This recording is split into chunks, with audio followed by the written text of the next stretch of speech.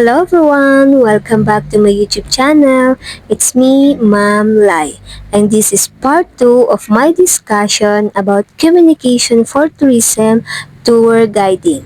Subscribe to stay updated. So, sa part 1, nabanggit ko doon kung ano yung sikreto or main tool ng mga tour guides, di ba? Ito ay ang communication. Communication is really important for tour guides. Pakikipag-usap sa mga tao. It's more than just speaking. It's about connecting with people, giving them information, and making sure na they have a great time. Okay, number 1, inform, remind, advise. Kunwari, nag-ikot kayo sa Binondo. You need to tell them or inform them about sa history ng lugar na yon. Remind them na ingatan ang gamit nila at sabihan sila na mag-ingat sa mga sasakyan.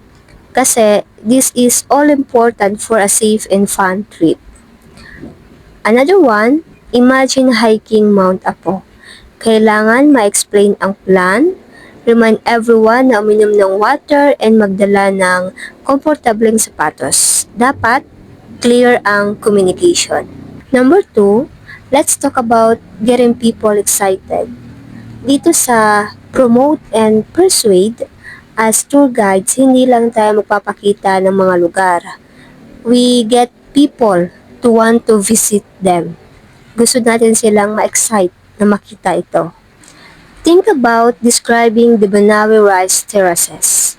Do you think sasabihin mo lang sa mga tourists na, okay, they are terraces? No, di ba?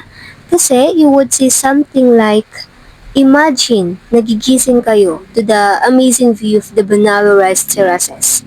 All green stretching out as far as you can see. It's like a dream, something you'll never forget. Ang laki ng pinagkaiba, right? Kasi nga, para kang nagkukwento. We're painting a picture, sharing the feeling, and persuading people to visit. Dapat, excited kang nagpo-promote. Like, be excited and they will be too. The next one, clarify. Sometimes, things don't go as planned. Like, pwedeng madelay ang flight papuntang Palawan dahil sa bagyo or sarado pala ang museum. So, the most important thing is to be clear. Clarify. Huwag niyong hayaang magtaka ang mga tao. Ipaliwanag ng maayos, offer other plans, and keep everyone informed. Dahil ang pagiging honest ay nakakabuild ng trust. Number 4, build rapport and relationships.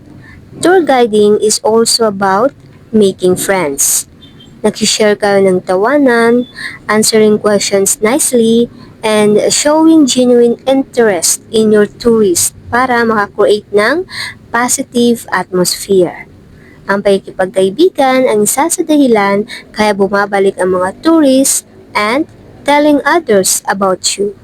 Finally, number 5, don't forget to ask for opinions or feedback. Tanungin mo yung mga tourist kung ano yung nagustuhan nila sa nakita or napuntahan nila. Ano pa yung pwedeng i-improve. Kasi this is very helpful for making your tours even better. Kapag magandang feedback, it feels great and helpful suggestions help us improve. So again, communication is the most important part of being a good tour guide.